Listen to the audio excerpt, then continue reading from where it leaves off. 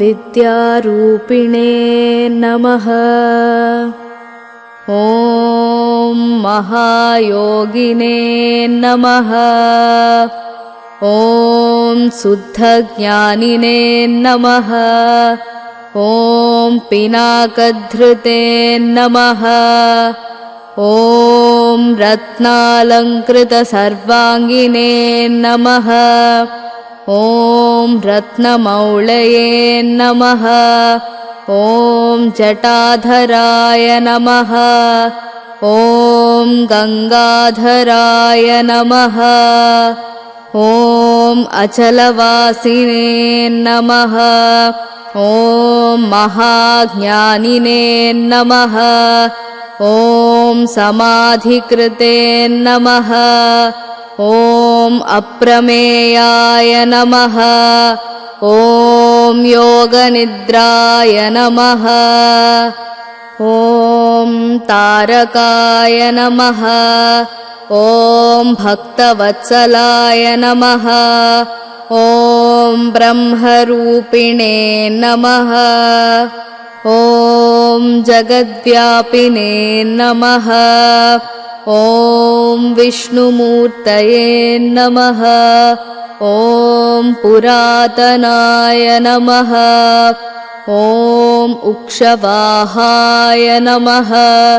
ॐ चर्मवाससे नमः। ॐ पीताम्बरविभूषणाय नमः। ॐ मोक्षदायिने नमः। ॐ मोक्षनिधये नमः। ॐ अन्धकाराय नमः। ॐ जगत्पतये नमः। ॐ विद्याधारिणे नमः। ॐ शुक्लतनवे नमः। ॐ विद्यादायिने नमः। ॐ गणाधिपाय नमः। ॐ प्रौढापस्मृतिसंहार्त्रे नमः। ॐ शशिमौळये नमः।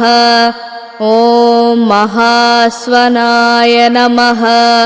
ॐ सामप्रियाय नमः। ॐ अव्ययाय नमः। ॐ साधवे नमः। ॐ सर्ववेदैरलङ्कृताय नमः। ॐ हस्ते वह्निधराय नमः। ॐ श्रीमते मृगधारिणे नमः। ॐ वशङ्कराय नमः। ॐ यज्ञनाथाय नमः। ॐ क्रतुध्वंसिने नमः। ॐ यज्ञभोत्रे नमः। ॐ यमान्तकाय नमः। ॐ भक्तानुग्रहमूर्तये नमः। ॐ भक्तसेव्याय नमः। ॐ वृषध्वजाय नमः। ॐ भस्मोद्धूलितसर्वाङ्गाय नमः। ॐ अक्षमालाधराय नमः। ॐ महते नमः। ॐ त्रयीमूर्तये नमः। ॐ परब्रह्मणे नमः। ॐ नागराजैरलङ्कृताय नमः।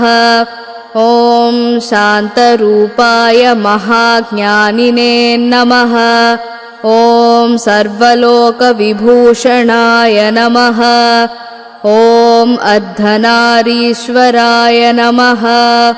ॐ देवाय नमः। ॐ मुनिसेव्याय नमः। ॐ सुरोत्तमाय नमः। ॐ व्याख्यानदेवाय नमः। ॐ भगवते नमः। ॐ रविचन्द्राग्निलोचनाय नमः। ॐ जगद्गुरवे नमः। ॐ महादेवाय नमः। ॐ महानन्दपरायणाय नमः। ॐ जटाधारिणे नमः। ॐ महायोगिने नमः। ॐ ज्ञानमालैरलङ्कृताय नमः।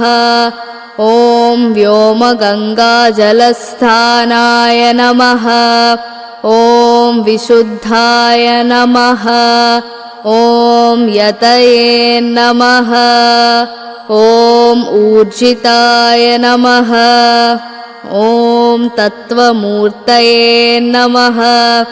ॐ महायोगिने नमः।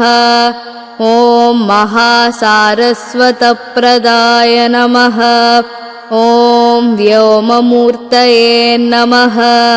ॐ भक्तानामिष्टाय नमः। ॐ कामफलप्रदाय नमः।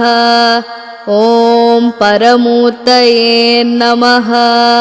ॐ चित्स्वरूपिणे नमः। ॐ तेजोमूर्तये नमः। ॐ अनामयाय नमः। ॐ वेदवेदाङ्गतत्त्वज्ञाय नमः। ॐ चतुष्षष्टिकलानिधये नमः। ॐ भवरोगभयध्वंसिने नमः। ॐ भक्तानामभयप्रदाय नमः। ॐ नीलग्रीवाय नमः। ॐ ललाटाक्षाय नमः। ॐ गजचर्मणे नमः।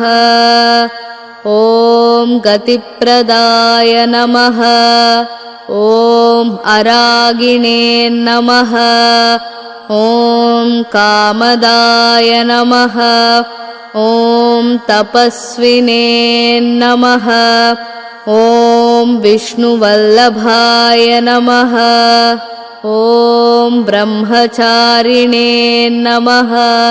ॐ सन्न्यासिने नमः। ॐ गृहस्थाश्रमकारणाय नमः।